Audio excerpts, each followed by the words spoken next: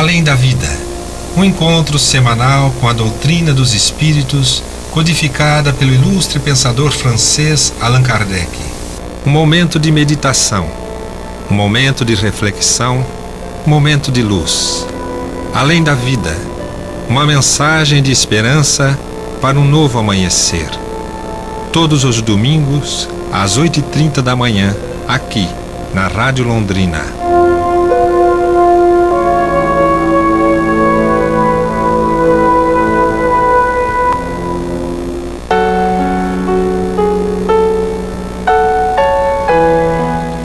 Bom dia, prezados ouvintes da Rádio Londrina. Aqui estamos mais uma vez, para mais uma manhã de estudo, rogando sempre a Jesus que nos ampare, nos fortaleça, nos dando o discernimento necessário. Está aqui comigo hoje o Antônio, a Michela, Bom dia, Antônio. Bom dia, Teca. Bom dia, Cacá. Bom dia, Michela. Muito feliz e agradecido de estar mais uma vez aqui com vocês e podermos juntos estudarmos através da obra do Caibá, que nós sempre trazemos para os nossos dias de estudo aqui na rádio, estar juntos e sempre com a luz da doutrina espírita vinda do nosso querido Mestre Jesus. Michela. Bom dia, caros amigos. É uma felicidade enorme estar aqui de volta com vocês. Espero que todos tenham um dia bem abençoado hoje. Depois de tanto tempo, Michela? Ela retornou. Gente, vocês podem estar estranhando um pouquinho, Hoje é segundo domingo. Hoje seria o programa do Miguel e da Camila. Mas nós precisamos que ele nos fizesse o favor de trocar conosco, A gente faria no terceiro domingo. E ele muito gentilmente nos atendeu, e nos disponibilizou então esse dia para que nós pudéssemos fazer o nosso estudo. A gente fica muito feliz, de poder contar, com os amigos, nessa hora, porque às vezes surgem os imprevistos na vida e a gente precisa do socorro deles, e o Miguel nos socorreu hoje. A gente vai passar então, para o Momento Espírita, que vai nos trazer o tema O Poder Transformador, E depois a gente vai comentar.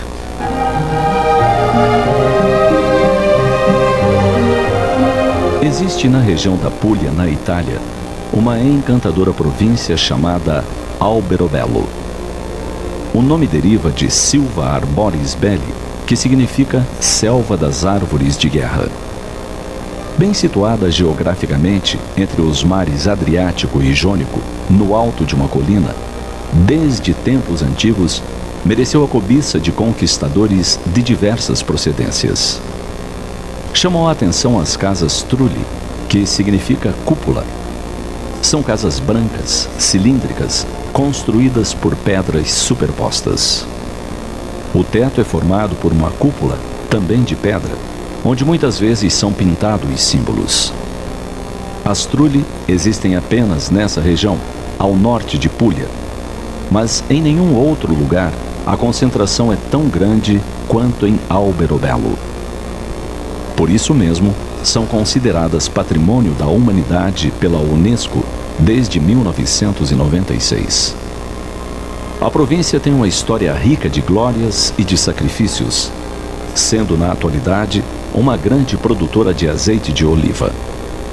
O seu solo calcário dá vida a 12 milhões de oliveiras, algumas das quais são consideradas as mais antigas do mundo. No passado, essa região era fundo do mar, aparecendo o solo coberto de pedra calcária, graças às naturais mudanças ocorridas no planeta. Devastada por conquistadores audaciosos, os seus agricultores tiveram o trabalho de arrebentar a crosta de terra até encontrarem solo adequado para a plantação e vida. Esse trabalho gigantesco, que requereu grande esforço e persistência, resultou nessa abundante produção de azeite de oliva para quase todo o país e para o exterior.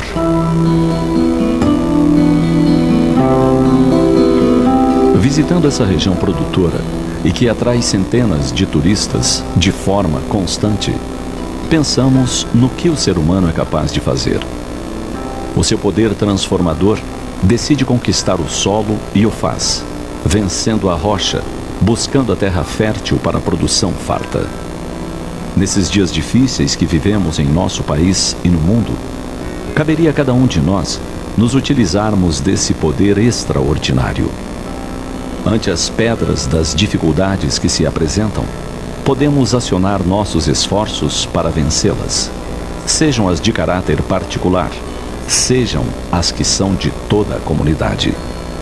Se nos unirmos, seremos ainda mais fortes e poderemos nos tornar uma força impulsionadora do progresso, convertendo desertos em jardins.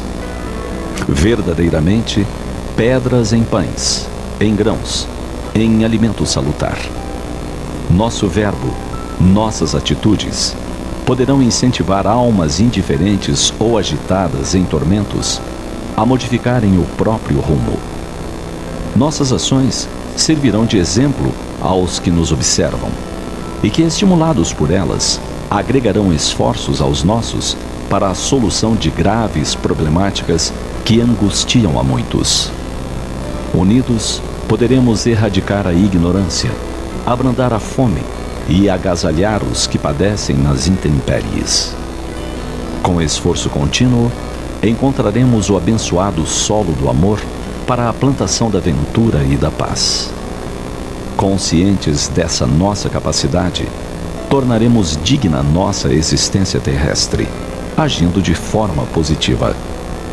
A terra infeliz, ainda coberta de pedras e de inutilidade, receberá a ação benéfica da nossa atuação.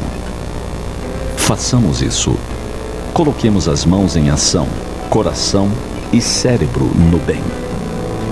Pensemos nisso.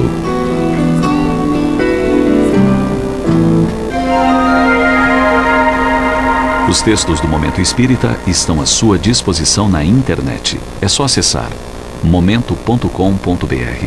Mais informações, ligue 41 3223 6174, Curitiba, Paraná.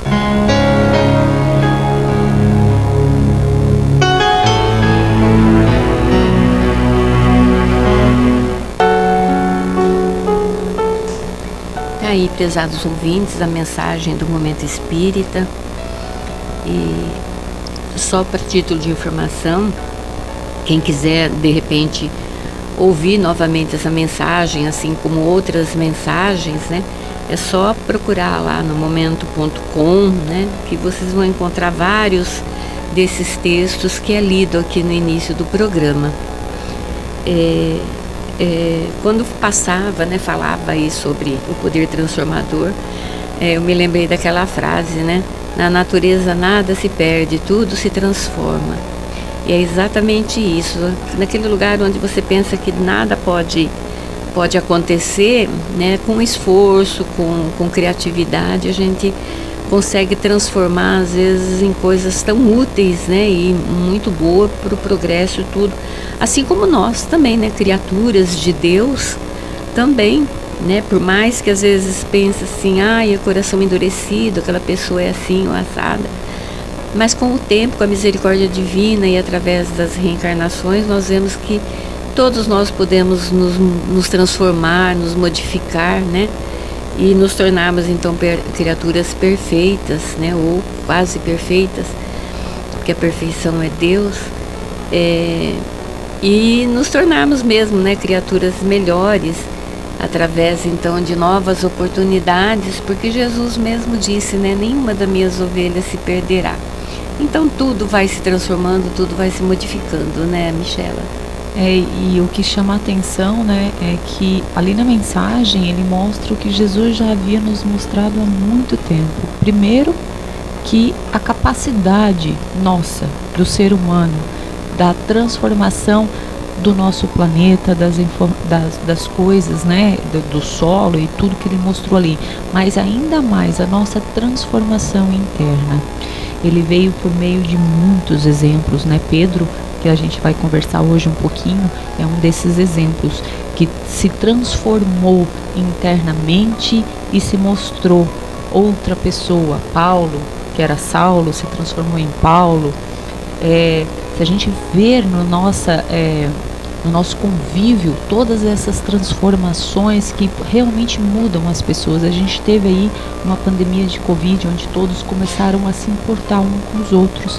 A gente teve aí uma situação no Rio Grande do Sul, onde todos estão tentando ajudar da melhor forma. Isso é o poder transformador, quando a gente olha para dentro e ama o próximo como a nós mesmos. E esse é o maior exemplo que Jesus, é o maior pedido de Jesus para nós, né? É a transformação.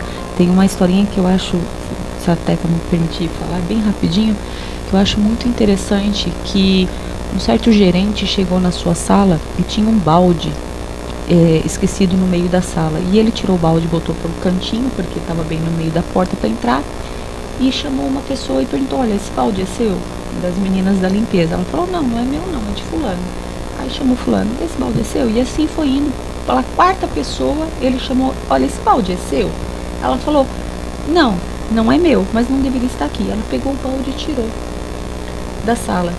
Então, só a atitude dela de tirar, olha quantas coisas a gente poderia mudar as situações. Então, se todo mundo chegasse na sua casa, que visse uma louça, em vez de se preocupar quem deixou a louça ali e simplesmente lavar e guardar, não haveria louças sujas. Se a gente chegar ali e ver uma coisa fora do lugar, uma garrafa no lixo, na rua, onde não deveria estar, vai ali junto, joga no lixo. Esse é o poder transformador, e ele começa pela gente. A gente só transforma os outros quando a gente dá exemplo. E para ser exemplo, a gente precisa se transformar. E hoje, né, do jeito que está a situação do mundo, nós precisamos mesmo esse poder transformador, né, Antônio? Modificando Isso. tudo, aproveitando tudo, reutilizando. Verdade. Nós somos seres que estamos evoluindo, nos transformando, né? E nós, lembrando de Jesus, a transformação, ela nasce do desejo, da vontade, e ela se concretiza na fé. Jesus cita o exemplo que se quiseres, se tiveres fé do tamanho do grão de mostarda. A mostarda é a das menores sementes que existe, e ela se torna uma árvore muito grande.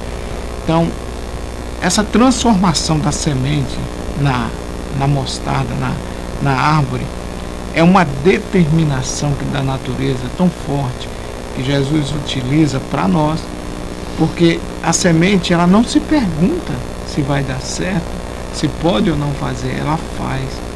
É instintivo aquilo, essa determinação. E essa determinação, ela está em nós. Ela está muitas vezes adormecida em nós, porque nós passamos por essa fase do vegetal, nós passamos pela fase do mineral e do animal, e agora nós estamos no racional, em busca do espiritual. E isso nós temos que continuar determinados, confiantes, e lembrando sempre de ter a humildade no coração, porque nós não conseguimos nada se não tivermos conosco a presença divina a alavancar essa determinação. Assim como lá na semente, a semente, ela se torna aquela árvore frondosa pela determinação divina. A natureza, ela nos impulsiona. E como somos deuses, assim disse Jesus: vós sois deuses. E essa palavra deuses, entendamos ela no sentido simbólico de criadores, como Deus é criador. Todos nós somos seres criadores. Sejamos nós criaturas criadoras do bem, do que é bom, do que é belo. Vamos mudar o mundo, construir um mundo melhor a partir de nós, determinados a mudar o nosso próprio eu, a mudar essa natureza em nós ainda muito orgulhosa, muito egoísta, a se tornar realmente um ser melhor. E o mundo assim está melhorando, né? A passos lentos, mas melhorando. É bem isso mesmo, viu, Antônio? Eu estava aqui me lembrando, né, o exemplo que a Michela deu aí do balde, e estava aqui me recordando que próximo lá da minha casa tinha um terreno baldio, uma data assim, onde um mato crescia assim, muito bom. Uma saúde, o mato tinha uma saúde, gente, vocês não fazem nem ideia. E aí teve um lá, né, um senhor que de repente ele olhou aquele espaço lá e fez o poder transformador, né? E acho que ele pensou assim, puxa, vamos reutilizar esse espaço. Aí ele capinou todo aquele mato, arrumou lá o terreno todo e fez uma senhora horta. E olha, gente, comi muito alface daquele lugar, viu? Então, né, só um exemplo assim de que como você pode transformar não só você, mas também o teu redor, o meio ambiente, assim como naquele lugar que a mensagem fala sobre um terreno que era um fundo de mar, onde tinha pedras calcárias, tudo, e no entanto, né, dá uma plantação de oliveiras, né? Era, né? Oliveiras? Então... e acabou dando azeite para todo mundo e até exportando, né? Então é bem isso mesmo, né? Que a gente tem essa visão, né, transformadora, né, em relação a nós, em relação ao outro e em relação também ao meio ambiente. Nós vamos voltar então agora, né, ao estudo que nós já estamos fazendo já há um bom tempo, né? Nem me lembro quando que a gente começou o estudo desse livro. Eu tenho ali acho que até anotado aqui, só para título de informação, que eu tenho anotado, mas não sei se tenho. Mas nós começamos a estudar ele, nossa, acho que em 2021, né? Nós já estamos em 2024. Imagina como que é demorado isso, né? Mas nós estamos fazendo então um estudo do livro do Caio Barchutel, que é Vida e Atos dos Apóstolos. E hoje nós vamos falar sobre a morte de Tiago, Pedro é novamente preso e as maravilhosas manifestações na prisão. Caibar, ele começa esse texto dando a opinião dele e depois vai entrar no texto em si. Mas eu vou fazer o contrário, eu já vou ler o texto para depois a gente fazer os comentários. Esse texto ele está no capítulo 12, versículo 1 a 9 dos Atos dos Apóstolos, escrito então pelo apóstolo Lucas, que não foi um apóstolo, né, assim, de Jesus, ele nem conheceu Jesus, mas que tem assim uma importância bem grande, né, dentro das notícias da Boa Nova, né? E aí no texto então diz assim: naquele tempo, o rei Herodes mandou prender alguns da igreja para os maltratar e ordenou que matassem à espada a Tiago, irmão de João. Vendo que isto agradava aos judeus, fez ainda mais, mandou prender também a Pedro. E eram os dias de pão asmo. Pão asmo é o pão ázimo, né, que a gente também fala, que é aquele pão feito com trigo e água, ele não vai fermento. E tendo-o feito prender, lançou-o no cárcere, entregando-o a 4 escoltas de 4 soldados, cada uma, para guardarem, tencionando apresentá-lo ao povo depois da Páscoa. Vejam só, 4 escoltas de 4 soldados, isso quer dizer que seriam uns 16 soldados, então, para guardar Pedro. Imagina a importância, né? Deixa eu ver onde eu parei. Pedro, pois, estava guardado no cárcere, mas a igreja orava com insistência a Deus por ele. Gente, a igreja, quando ele está falando que a igreja orava, quer dizer, a comunidade, naquela época não tinha igreja, né? Não se tinha uma igreja, assim, um templo, né? Propriamente dito. Mas a comunidade dos cristãos é que oravam, né? Faziam as preces com insistência a Deus por ele. Quando Herodes estava para apresentá-lo nessa mesma noite, dormia entre 2 soldados, acorrentado com 2 cadeias, e sentinelas à porta guardavam o cárcere. E eis que sobreveio um anjo do Senhor, e uma luz brilhou na prisão, e ele, tocando o lado de Pedro, o despertou, dizendo: levanta-te depressa. E as cadeias caíram-lhe das mãos. o anjo acrescentou: cinge-te e calça suas sandálias. E ele assim o fez. Disse-lhe mais: cobre-te com a tua capa e segue-me. Pedro, saindo, seguia-o e não sabia que era real o que fazia por meio do anjo, mas julgava que era uma visão. Depois de terem passado a primeira e a segunda sentinela, chegaram ao portão de ferro que dá para a cidade, o qual se lhes abriu por si mesmo, e saindo andaram numa rua, e logo o anjo o deixou. Pedro, tornando a si, disse: agora sei verdadeiramente que o Senhor enviou o seu anjo e me livrou das mãos de Herodes e de tudo o que esperava o povo judaico. Depois de refletir, foi à casa de Maria, mãe de João, que tem por sobrenome Marcos.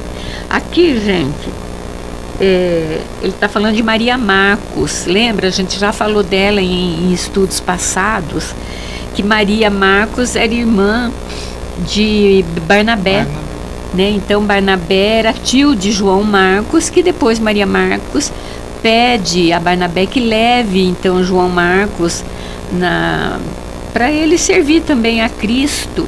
E é por conta desse João Marcos que há então a separação de Barnabé e Paulo e Saulo, porque ele não concordava com a ida desse menino ainda, né? Porque ele era um rapazinho, um jovem ainda. E houve uma discussão, eles não ficaram assim, uma amizade estremecida, mas cada um seguiu por um lado, e depois João Marcos acaba sendo um trabalhador junto com Paulo, isso mais lá na frente, tá? Só a título de informação. Onde muitas pessoas, então eles foram, o Pedro foi na casa de Maria, mãe de João, onde muitas pessoas estavam congregadas e oravam. Quando ele bateu no postigo do portão, veio uma criada chamada Rode ver quem era, e reconhecendo a voz de Pedro, de gozo não abriu o portão, mas correndo para dentro, contou que Pedro estava ali. Eles lhe disseram: estás louca? Ela, porém, assegurava que era ele. Diziam: é o seu anjo. Mas Pedro continuava a bater, e quando abriram o portão, viram-no e ficaram atônitos. Mas ele, acenando-lhes com a mão que se calassem, contou-lhes como o Senhor o tirou do cárcere e acrescentou: anunciai isso a Tiago e aos irmãos. E saindo, retirou-se para outro lugar. Logo que amanheceu, houve grande alvoroço entre os soldados sobre o que teria acontecido a Pedro. Herodes, tendo-o procurado e não o achado, inquiriu a sentinela e mandou que fossem injustiçadas. E descendo da Judéia a Cesareia, ali se demorou. Quer dizer, Herodes manda então que mate também os sentinelas, né? Porque deixaram a Pedro fugir. Esse é o texto então que Caibar vai comentar aqui com nós. Para a gente começar então os nossos comentários, a gente vai então falar um pouquinho a respeito de Tiago. Quem era Tiago? Né? E isso é uma coisa assim que até na hora que eu li esse texto aqui, eu fiquei assim pensando, eu falei assim, mas Tiago morre antes, né? Mas Tiago ficou na casa do caminho, é porque no colegiado de Jesus havia 2 Tiagos, né? E para diferenciar um de outro, então eles colocaram Tiago maior e Tiago menor. Tiago maior, que era o mais velho, era filho de Zebedeu e irmão de João. E o Tiago menor era filho de Alfeu e irmão de Mateus e de Judas Tadeu. Então, na família de Alfeu, os 3 filhos de Alfeu, então, eram discípulos de Jesus. Tiago maior era aquele discípulo que estava com Jesus lá no Getsemane, junto com João e Pedro, quando Jesus se afasta para orar, e aí eles pedem para que eles ficassem vigiando, né? E quando Jesus retorna, eles estão dormindo, né? Então Jesus fala: quem? Vocês não conseguiram ficar acordados nem um pouquinho, né? Então nessa passagem Tiago estava. E se a gente for ver, Tiago, João e Pedro estavam sempre juntos a Jesus. Tiago também, ele testemunhou a terceira aparição do Cristo nas margens do Tiberíades, e ele estava também com Pedro e João na transfiguração do Tabor. Aí então, Tiago, e Caibar vai falar isso daqui no texto, quando Jesus morre, né, é crucificado e acaba morrendo, Tiago maior, ele vai embora, ele sai. Todos os apóstolos acabaram se dispersando, e a gente também já viu isso. E ele vai para Galiléia. E quando então, depois da ressurreição de Jesus, Tiago então volta para Jerusalém. Ele retorna, e como ele estava assim, como que inadaptado, né, aqueles convencionalismos judaico tudo, ele falava, ele pregava com muito entusiasmo, ele exortava, né, fazia aquelas exortações profundas a respeito da Boa Nova, do Evangelho de Jesus, e isso estava incomodando bastante aos judeus. Inclusive Herodes Agripa, que naquela época era quem mandava lá, ele não tolerava essas pregações de Tiago, que eram todas cheias de sinceridade e apelos, né? Apelos justos, né? E ele pede então, manda então que matem a Tiago, né? E ele é morto à espada. Então repetia-se os acontecimentos que assinalaram também a morte de Estevão, né? Então começou assim uma grande perseguição, né, aos cristãos. E foi nessa morte de Tiago, então, que Pedro vai até lá, né, o Herodes, para reclamar o corpo de Tiago. E é nesse momento, então, quando ele vai lá pessoalmente reclamar o corpo de Tiago, né, o Antônio, é que ele vai preso. E aí, então, começa essa descrição, então, do que acontece com Pedro, né, Antônio, lá na cadeia, na prisão. Sim, verdade. Importante nós lembrarmos aqui que tudo está escrito, né, em Atos dos Apóstolos. O Caibar faz questão de dizer textualmente, né? Textualmente, ele usa até logo na sequência, ele vai utilizar este magnífico relato extraído ipsi verbis, que significa textualmente. Está lá escrito.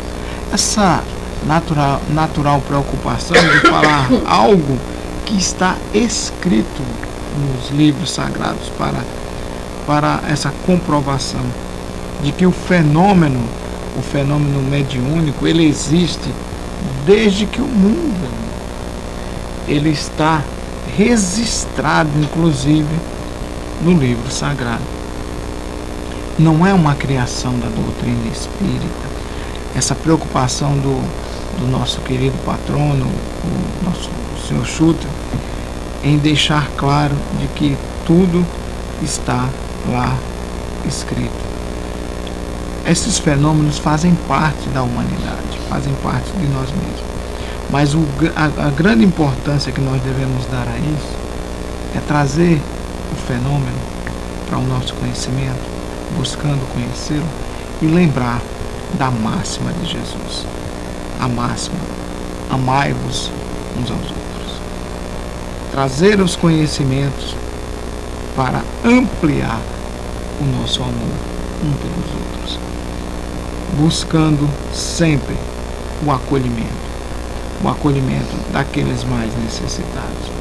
Vocês observem na leitura o como eles eram unidos, a comunidade, sabendo da prisão de Pedro, se reúne em prece, em oração. E o poder da oração leva o anjo, o espírito, o anjo protetor de Pedro e daquela comunidade, né, que todos estavam fadados à morte de forma cruel e de forma violenta, porque faziam um trabalho que era contrário ao desejo dos poderosos da época. Nós vamos ver que o Herodes, ele se achava Deus. Ele não se achava simplesmente um homem, não só Herodes, mas os poderosos da época, os grandes imperadores, os líderes se achavam maiores que Deus, porque essa visão do Deus único, ela vem sendo trazida pelo povo hebreu para nós, para justamente diminuir o poder dessas criaturas na terra. O homem achava que existiam vários deuses, e ele, que estava no poder, era considerado um, encarnado na terra junto. Herodes se achava um, e por isso fazia aquelas coisas e perseguia os cristãos de maneira cruel. Mas esse ensinamento de Jesus, do amor, ele deve permanecer em nós.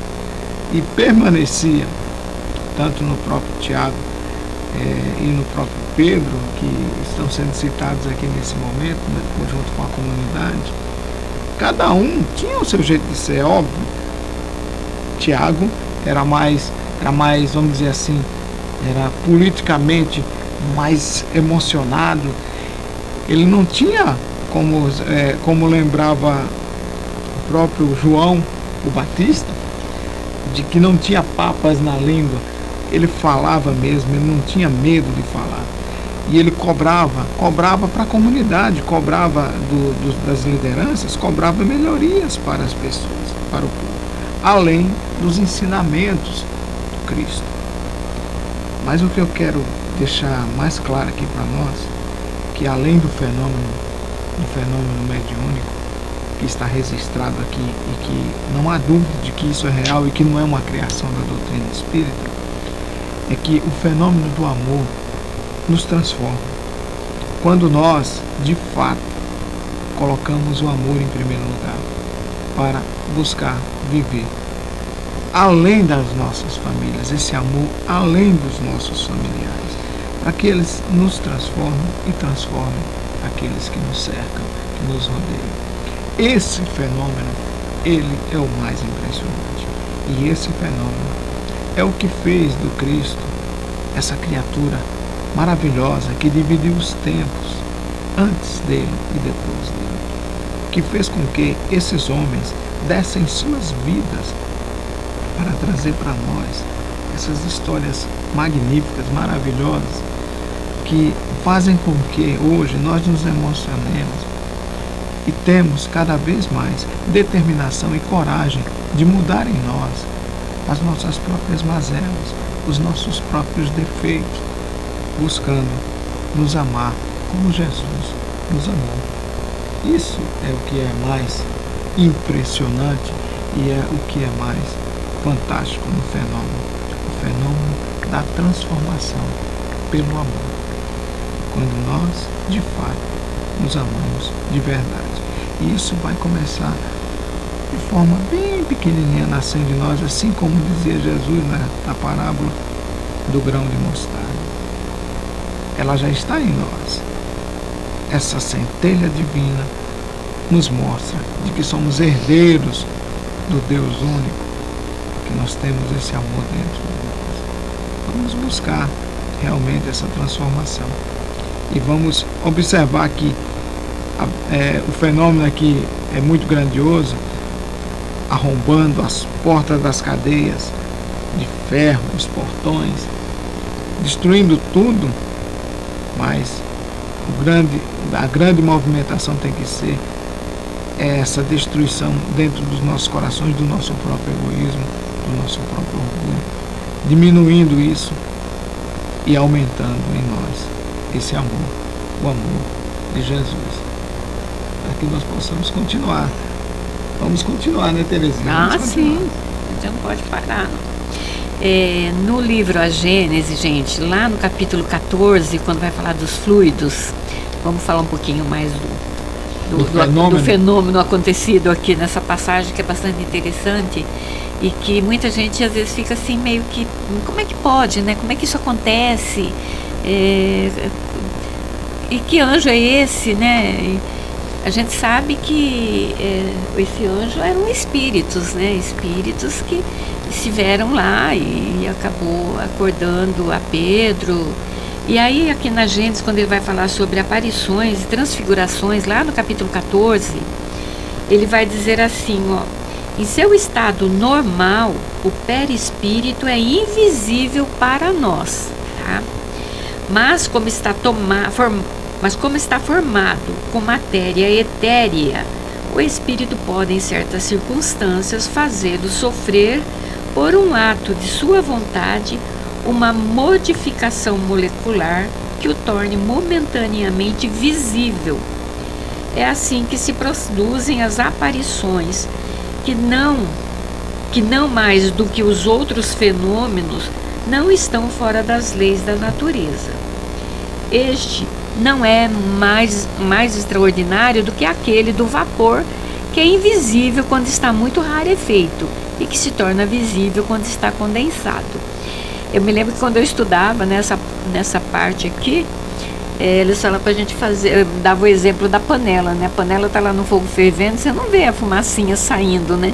Porque é um vapor, é uma matéria etérea. Mas se você colocar a tampa, aí você vê aquele monte de gotículas de água na tampa. Então é exatamente isso daqui, né? Ele fica visível quando ele está condensado. O espírito também é assim. Ele é de uma matéria etérea, mas quando há necessidade dele se mostrar, ou através das aparições, ele faz uma modificação molecular e ele se torna visível. E aí ele continua falando assim, olha, segundo grau de condensação do fluido perispiritual, a aparição algumas vezes é vaga e vaporosa, de outras vezes ela é mais nitidamente definida e de outras vezes, enfim, tem todas as aparências da matéria tangível, pode mesmo ir até a tangibilidade real, ao ponto de se equivocar sobre a natureza do ser que se tem à frente. Ele se materializa de tal forma que você pode tocar nele e às vezes você nem tem a ideia de que aquilo ali é um espírito, pensa que é uma pessoa encarnada e não é, né? Por isso que esse espírito, ele se apresentou, nesse anjo, ele se apresenta a Pedro, ele toca Pedro, porque ele fala que tocou ele no ombro, então ele tem esse poder aqui, ele fica tão tangível e essa tangibilidade, ele pode ser tocado assim como ele também toca. Então são coisas que a gente lê lá e fala assim, olha, a gente pode atribuir isso, são milagres, são mistérios. Não são, é o que ele diz aqui, ó. Tudo isso daí, isso que acontece não está fora das leis da natureza. Tudo pode acontecer, tá? E aí, gente, mas tem mais coisas aqui que vocês podem ler, e a tarefinha que eu gosto de deixar para vocês em casa, né?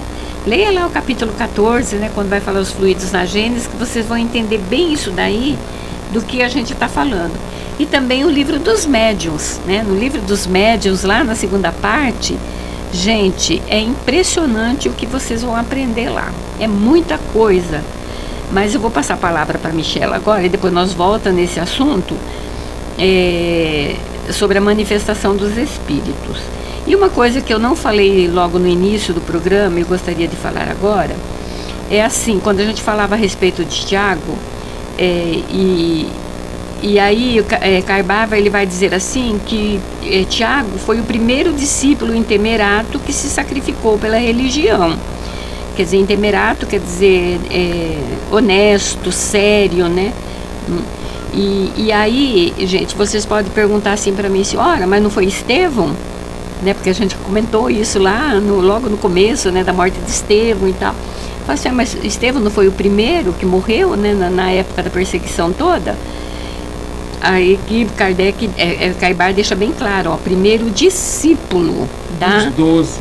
Ele era discípulo, enquanto que Estevão não era discípulo. Então Estevão foi o primeiro cristão a ser sacrificado, mas o primeiro discípulo foi Tiago, que foi passado, então, morto por lança, né? Só pra gente ter uma ideia, porque alguém pode estar pensando isso aí, tá? E outra coisa que eu gostaria de falar é sobre Tiago Menor, porque a gente falou também em programas passados sobre Tiago, que ele era muito assim, preso àquelas convenções do judaísmo, né? E ele queria, achava que todos tinham que ser circuncidados, que não podia ingerir comidas, alimentos contaminados, aquela coisa toda. E aí faz aquela confusão, né? Olha, mas Tiago não morreu na espada? Como que Tiago está ali? É o Tiago maior e o Tiago menor. Quem fica então sobre a direção da casa do caminho, quando Pedro então ele tem que se ausentar por conta dessa perseguição e depois ele sair da prisão, quem fica tomando conta, né, da responsável pela casa do caminho é o Tiago menor, que é esse que é preso ainda assim aquelas convenções do judaísmo. E isso passa a ser bem mais evidente lá na casa do caminho quando ele pega a direção da casa. Então se percebe então que ele é mais firme ainda contra palestras só para circuncisos, alimentos que não podem ser ingeridos, falando a respeito da circuncisão. Então ele fica muito mais firme nessas opiniões dele, exatamente para se proteger e proteger também aqueles que estavam ali na casa de caminho, que eram muitos enfermos, né? E Pedro deixa, né, ele fala mesmo, e ele deixa Tiago à frente de tudo isso, mesmo sabendo dessa situação dele, dessa coisa dele com o judaísmo, mas que era um que esteve com Jesus e sabia também falar e pregar como Jesus, né, Michele? E vocês dois comentando, né, um explicou do início e o outro já dos fenômenos mediúnicos que aconteceram na prisão, né? A gente percebe que, voltamos de novo lá, como Jesus falou, né? A cada um conforme suas obras, né? Te ajuda que o céu te ajudará. E aí a gente percebe que esse auxílio, não só aos apóstolos, mas para todos nós, ele é constante do mundo espiritual.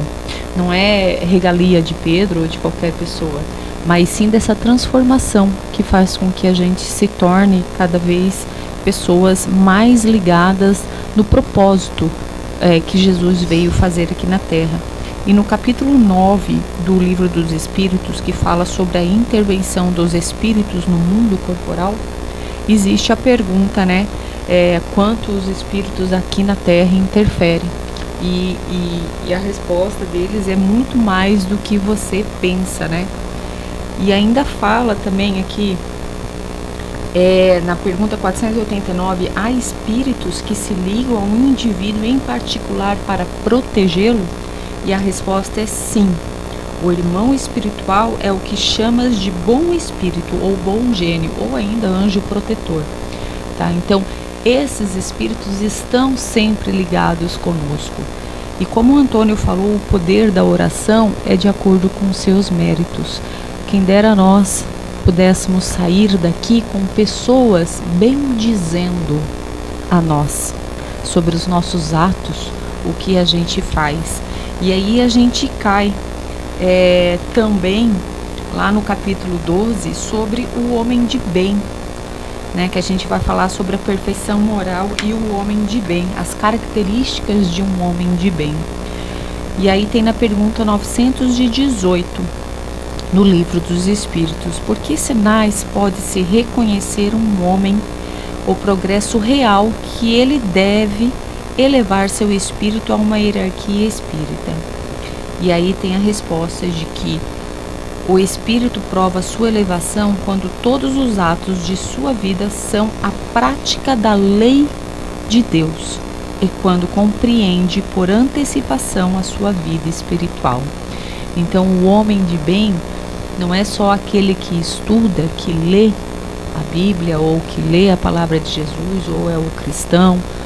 O homem de bem é aquele que pratica o que Jesus veio nos ensinar, é aquele que ama o próximo, como Antônio falou, como a si mesmo, é aquele que quer fazer o bem e é aquele que vai orar por ti quando tu necessitares, como Pedro necessitou naquele momento, e conforme suas obras também terá a ajuda dos céus, porque a pessoa que está ligada a Deus, ela não teme a morte, como os apóstolos não temiam. Aquele que confia e tem a fé em Deus também não teme a morte, porque sabe que lá terá um mundo melhor do que o nosso. E não teme porque suas obras aqui serão reconhecidas por Deus e por Ele próprio quando sair do corpo físico, que praticou o bem. Não haverá arrependimentos, por isso desde o princípio ali, onde a gente começou hoje falando da necessidade da transformação dos nossos atos. Atuar então como um homem de bem, como um homem que prega o que Jesus veio nos dizer, porque muitas vezes a gente erra, mas por isso também Jesus nos dá o início de cada dia, para que hoje sejamos melhores do que ontem. Tudo se recomeça e tudo se transforma. Ainda falando sobre por que então, se a gente confia em Deus, se a gente tenta ser bom, por que a gente teme tanto a morte? E lá também no capítulo 1, Penalidades e Prazeres Terrenos, do Livro dos Espíritos, na pergunta 941, tem lá: o medo da morte é para muitas pessoas um motivo de perplexidade. De onde vem esse medo? Se tem o futuro diante de si? É uma pergunta que eles fazem para os espíritos, e a resposta deles é uma só: é um erro terem medo, esse medo da morte. Mas o que quereis? Procura se convencê-las, as pessoas, desde criança, que existe um inferno e um paraíso, e que é mais certo irem para o inferno, porque lhe dizem ao agirem de acordo com a sua natureza, que contém um pecado mortal para a alma. Então, quando se tornam adultas, se têm algum discernimento, não podem admitir isso e tornam-se ateus ou materialistas. É assim que se conduzem as pessoas a crer que além da vida presente não há mais nada, e a que persistirem em suas crenças de infância temem esse fogo eterno, que deve queimá-las sem destruí-las. A morte, entretanto, não inspira aos justos nenhum temor, porque com a fé tem a certeza do futuro. A esperança lhe faz esperar uma vida melhor, e a caridade que praticou dar-lhe a certeza de que não encontrará no mundo para onde vai nenhum ser do qual deve temer ou olhar. Então, isso aqui é uma mudança de paradigma. A gente tem que raciocinar sobre isso, porque se Deus é bondoso, se Deus é justo, se Deus é amor, por que eu queimaria no inferno para todo sempre? Porque eu neguei 77 vezes, tem gente que leva ao pé da letra, passei 77, já era, não tem mais chance. Gente, se nós somos capazes de perdoar erros dos nossos filhos, imagina Deus, que é amor puro por nós. Não existe temor na morte, porque a casa de Deus é melhor. O que existe é a nossa transformação em reino de Deus aqui na terra, e fazer o melhor que podemos a cada um de nós, Teca? Bem isso. Gente, não dá mais tempo da gente falar mais nada. Ai, que pena, acabou. Ai, meu Deus, passa tão rápido que a gente nem vê. Mas eu vou deixar para vocês, gente, como tarefinha de casa, lê lá o Livro dos Médiuns, na segunda parte, quando ele vai falar sobre as manifestações dos espíritos. É o capítulo 1 até o capítulo 5. Então ele vai falar de efeito físico, das manifestações inteligentes, ação dos espíritos sobre a matéria, para a gente entender como é que foi aquela coisa da libertação do Pedro, das correntes, a suspensão, o movimento de suspensão, ruídos, Tem várias coisas ali que a gente vai conseguir entender, mas que não dá tempo de nós falarmos, A gente tinha preparado aqui, mas não vai dar tempo, tá bom? A gente vai passar então agora pro Zé Antônio, e que vai trazer para nós a mensagem, a parábola do semeador, a segunda parte. Olá, amigos. No programa passado, nós comentamos durante a nossa reflexão que nós iríamos dar continuidade à análise da parábola do semeador. Nós a separamos em duas partes. A primeira parte ficou com a terra infértil à beira do caminho e o terreno pedregoso. E hoje ficamos de abordar, então, as sementes lançadas dentro dos espinheiros e as sementes lançadas em terra fértil. Só para recordar a parábola, para quem está acionando, só assistindo essa segunda parte, a parábola do semeador, Jesus narra essa parábola, dita essa parábola, dizendo que o semeador saiu a semear e lançou suas sementes, primeiro à beira do caminho, depois em terreno pedregoso, depois em região que cresceram espinheiros e depois em terra fértil.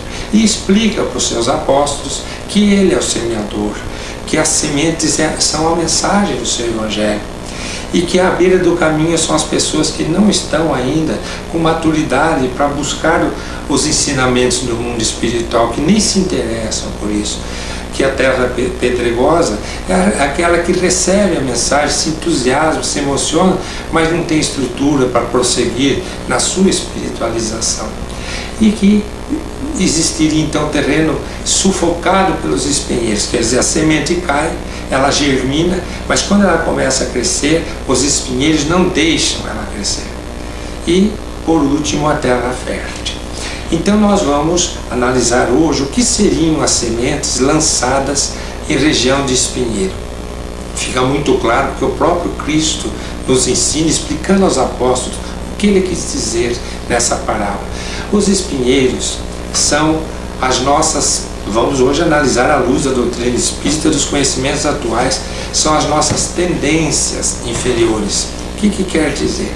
Quer dizer o seguinte: quando nós lemos a mensagem, ouvimos a mensagem, acolhemos em nós a mensagem, nos sensibilizamos com a mensagem, temos vontade de nos espiritualizar, de nos entregar essa nova vida, de transformação moral, aceitar essa ideia da reforma íntima, tudo isso cresce em nós, mas vai crescendo, mas junto não deixam de existir as nossas tendências, nossos desejos, as nossas paixões. Então nós estamos sempre sendo arrastados pelos nossos próprios desejos antigos, nossos atavismos, para voltarmos a ser o que éramos. É muito mais fácil nós voltarmos a ser o que sempre fomos em várias existências do que nos tornarmos alguém melhor. Por isso que existe o sofrimento. O sofrimento acaba nos colhendo de uma forma que nos reeduca, faz com que nós tenhamos vontade de não mais sofrer. E quando descobrimos que a causa dos nossos sofrimentos são os nossos próprios desvios, que são causados por essas tendências infelizes, por essas tendências inferiores, então nós ficamos conscientes de que todo sofrimento que veio para nós veio porque erramos, mais uma vez falimos.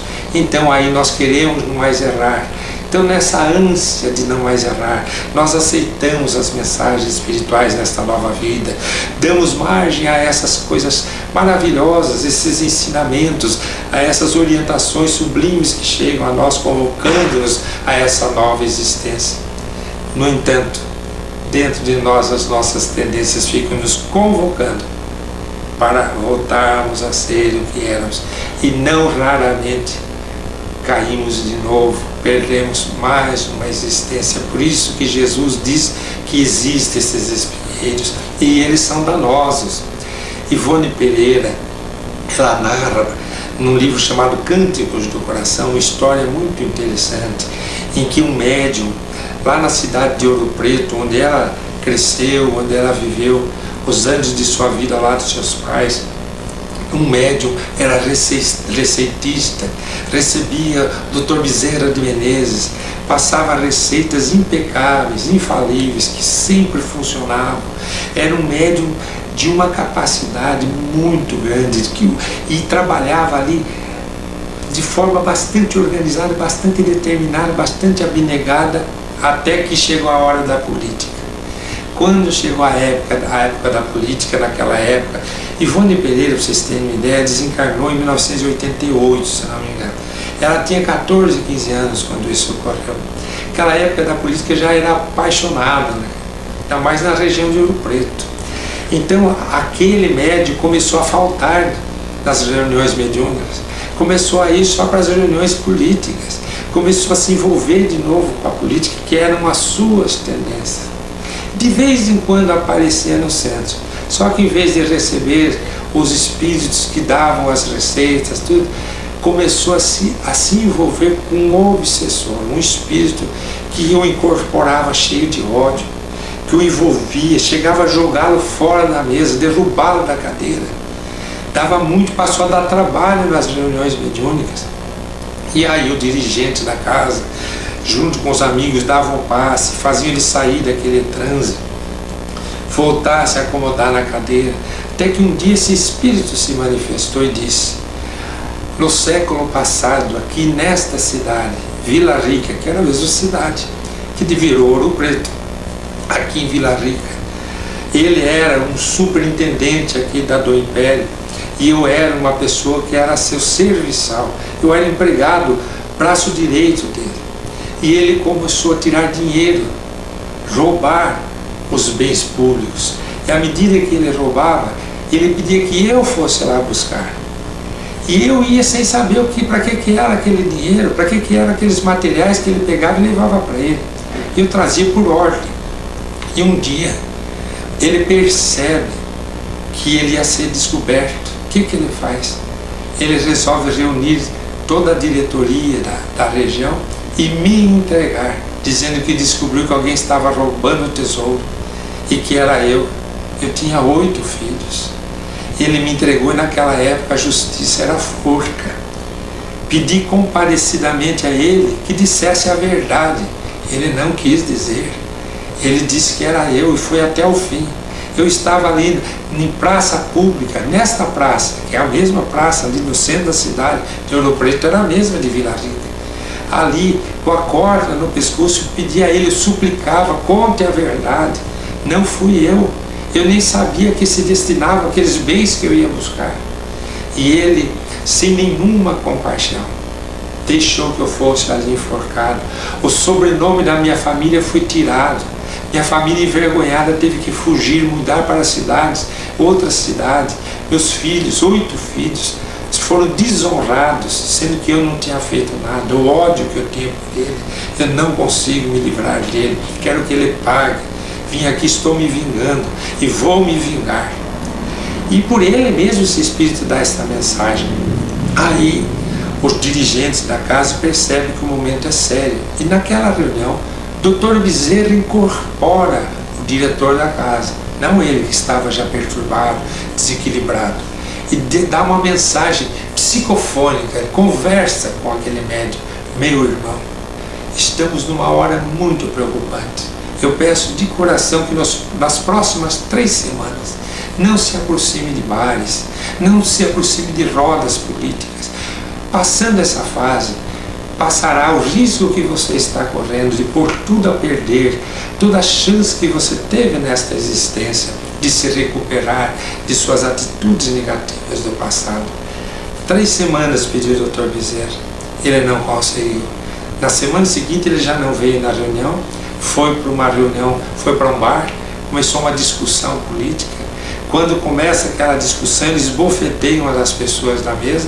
O dono do bar, percebendo a gravidade daquele momento, empurra todos para fora, fecha o bar, eles vão para a praça pública, na mesma praça onde no século passado foi enforcada o espírito que eu perseguia. E ali naquele lugar, um guarda tira uma pistola para defender o amigo que foi esbofeteado, aponta para ele. Ele tinha 8 filhos nessa encarnação. Ele grita: não atire, eu tenho 8 filhos, por favor, eu lhe peço, tenha compaixão de mim. E o soldado atira, tudo por paixão política, atira e tira a vida dele ali, ele tomba ali. E ele fica ali no mesmo lugar que foi enforcado. Lembrando aquela questão: quem não vai por amor acaba tendo que pagar ceitinho por ceitinho que deve indo pela dor. E ali naquele momento nós vimos a oportunidade que ele teve, o espinheiro dele foram essas paixões políticas. Ele veio com um débito muito grande, um espírito que iria, através do bem que ele fazia, iria se converter, iria pacificar sua alma revoltada, iria se transformar. Nem transformou o espírito, nem venceu a si próprio. Teria que recomeçar tudo de novo. Disso se trata o espinheiro. A terra fértil, A terra fértil está aí aos nossos olhos, está aí Chico Xavier, está aí Dr. Bezerra, está aí Madre Teresa de Calcutá, está aí Irmã Dulce na Bahia, está aí Albert Schweitzer, o grande pastor, está aí protestante, né? Está aí em grandes vultos da humanidade, aqueles que acolheram a mensagem e multiplicaram aquela mensagem, como diz Jesus, 30 por 1, 60 por 1, 100 por 1, conforme as possibilidades de cada um. Busquemos refletir nessa parábola em que estágio nos encontramos na evolução. Se há uma coisa que nós podemos fazer, é deixar a beira do caminho e nos transformarmos em terra fértil numa mesma existência. Vejam a vida de Agostinho, o Santo Agostinho, que é um dos responsáveis pelo Livro dos Espíritos, pela obra de Kardec. Ele, 17 anos, saindo da cidadezinha onde ele vivia com a mãe, com os pais, ele vai e a mãe fala, vai com Deus, ele não precisa de Deus, diz Agostinho, Aurélio Agostinho, eu vou comigo mesmo, com as minhas capacidades. Quando ele escreve o livro As Confissões, ele diz lá, eu estava à beira do caminho, não acolhi a semente que minha mãe me oferecia, e depois veio se santificar naquela mesma existência, como o bispo de Hipona. Guardemos essas reflexões.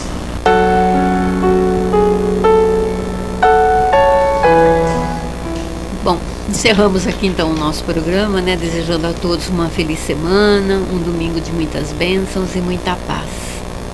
Agradecendo a todos vocês e desejando um bom domingo, que Deus nos abençoe a todos. E eu desejo a todos vocês uma boa reflexão e um ótimo final de dia.